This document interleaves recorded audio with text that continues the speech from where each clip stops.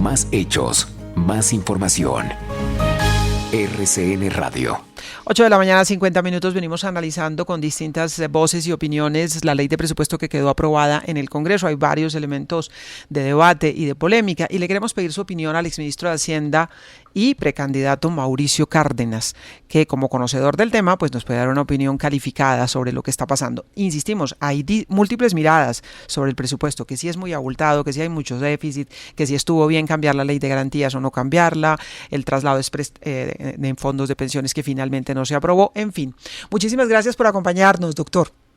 Gracias, Yolanda. Como siempre, un gusto conversar con ustedes.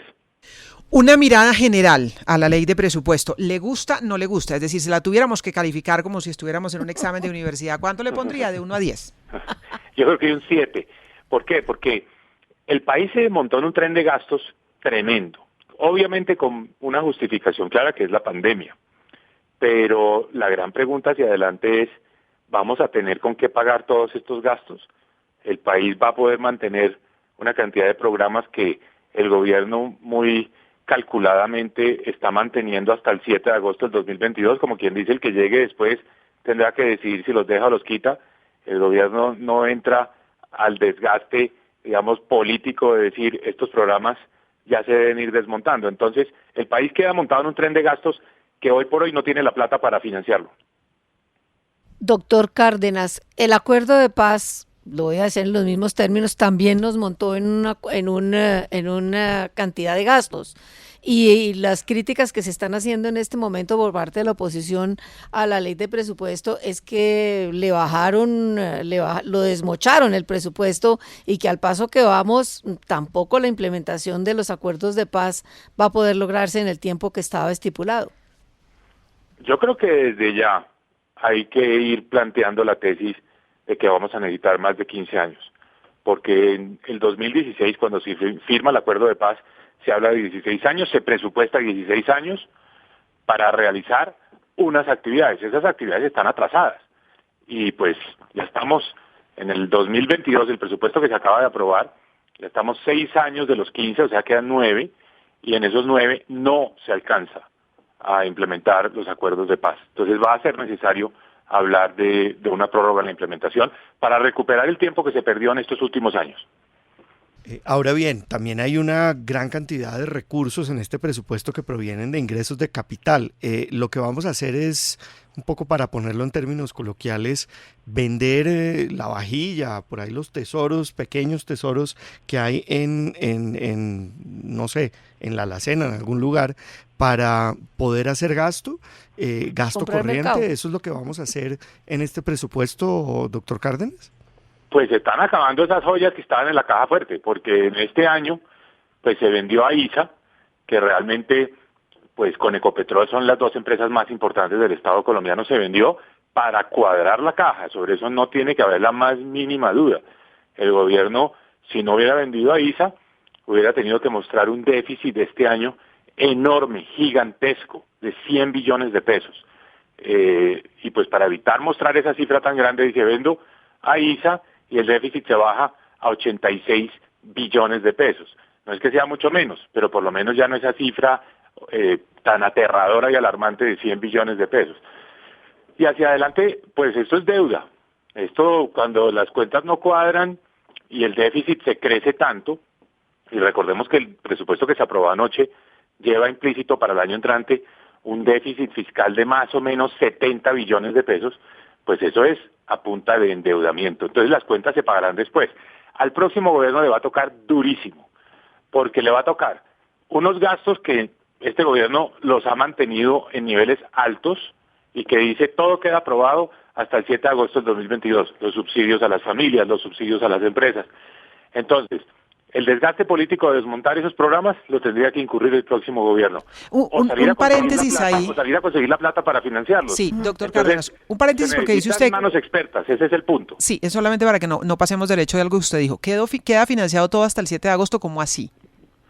Pues hay una serie de programas que este presupuesto dice, aquí están los recursos. Por ejemplo, hoy se está dando un subsidio de 250.000 pesos para el enganche de trabajadores jóvenes en las empresas.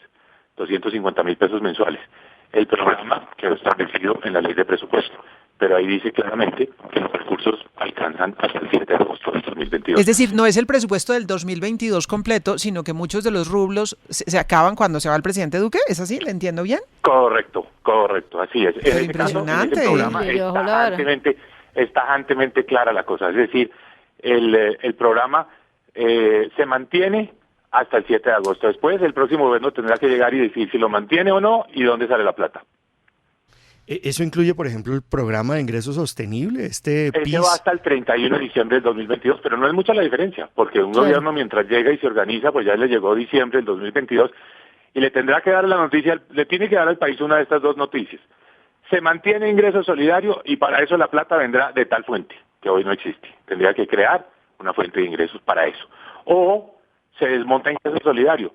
Ya el gobierno que arranca pues entra con un desgaste político tremendo porque dice algo que la ciudadanía valora, que es ese subsidio de 140.000 pesos mensuales a más de 3 millones de hogares, se acabaría. Pero este gobierno pasa de largo en el tema diciendo, no, yo lo dejo hasta cuando yo me vaya. Eso no es serio en política. En política uno dice, estos programas se necesitan de manera permanente, entonces busquémosle plata de manera permanente. Pero me parece que dejar las cosas así como a medio de camino y decir mi tarea va solo hasta el 7 de agosto, pues no es lo que la gente espera de un gobierno. Como quien dice que la olla va a quedar raspada y rota, además, para quien llegue. Y estábamos aquí conversando con María Elvira. Y que el que venga atrás que arríe. Y tantas ganas de... ¿Y por qué usted, por ejemplo, quiere recibir la olla rota o cualquiera de los 30 y pico de candidatos más? Y la caja fuerte vacía. Y la jarra fuerte vacía. Aquí toda la vida hemos estado acostumbrados al cuento de que quedó la olla raspada. Aquí no va a haber ni olla, no hay olla, porque no va a haber plata.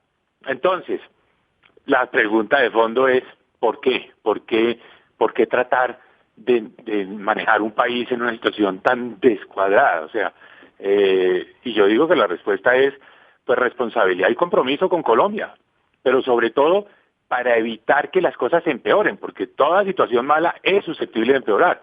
Y si aquí, al 7 de agosto, viene el populismo que dice, gastemos todavía más, pues esto sí se va a descuadernar del todo.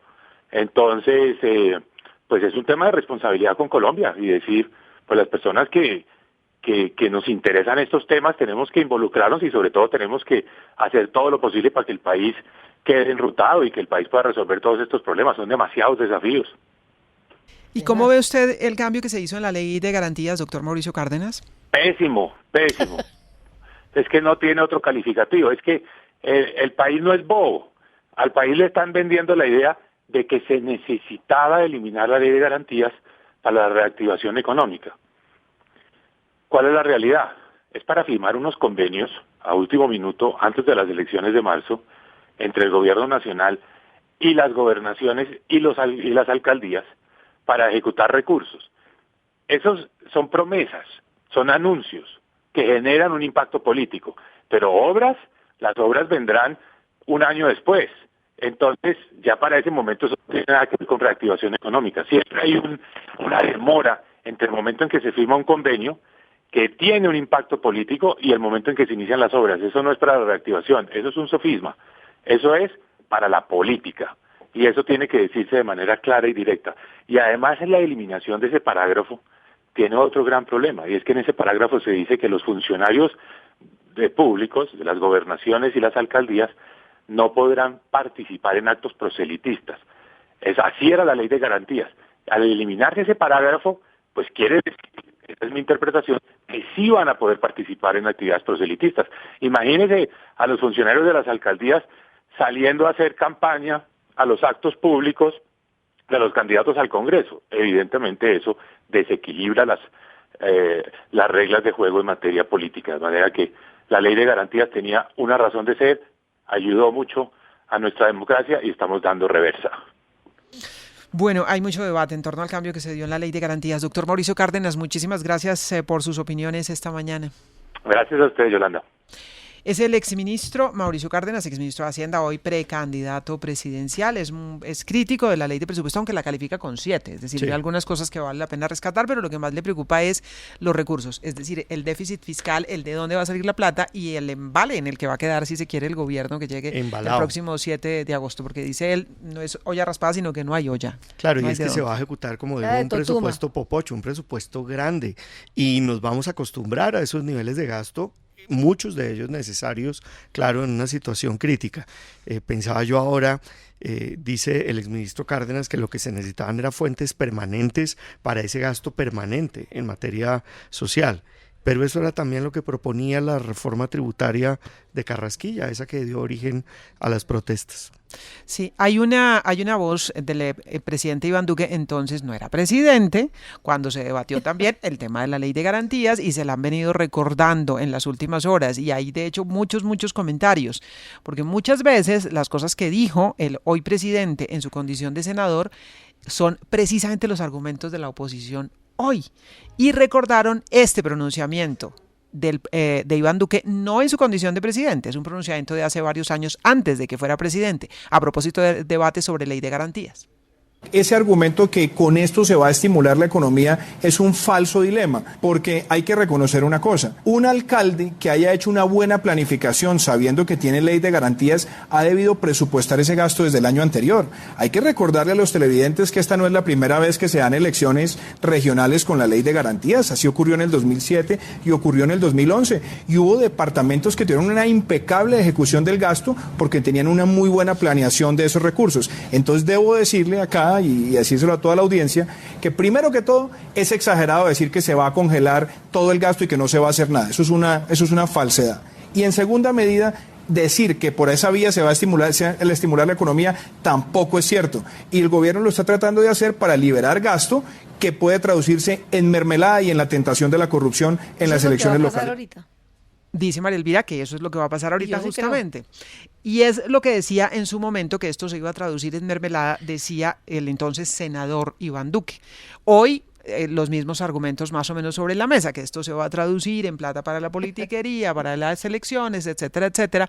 Pero este tema ha dado mucho de qué hablar, sobre todo por los comentarios posteriores y por un pronunciamiento en particular, profe. Claro, uno que lo hace el asistente especial del presidente de los Estados Unidos, Juan Sebastián González, y además director senior para el hemisferio occidental de la Casa Blanca. Y básicamente dice, estamos de acuerdo, señor presidente, citando precisamente el video del programa La Noche donde el presidente Iván Duque menciona esto. Después lo borró Juan Sebastián González y le hizo la aclaración en la FM. Después, curiosamente, lo retoma el mismo director de comunicaciones de la presidencia, Hassan Nazar. Dice, abro comillas, ahora Juan Sebastián González, la Colombia de 2015 no es la de 2021 cuando no hay reelección y estamos en plena pandemia, dijo Juan González. El secretario pasó entonces exteriores del hemisferio occidental de los Estados Unidos. Se patració, sí, y borró el trino. Porque seguramente le jalaron las orejas, porque eso es meterte en Pues claro. asuntos internos. Es que las cuentas de Twitter lo meten a muchos en muchos problemas, Nos incluso meten. a uno mismo. Sí. En todo caso, a Duque le recuerdan con muchísima frecuencia, como Hassan, el consejero Sí, para y a comunicaciones. Hassan también.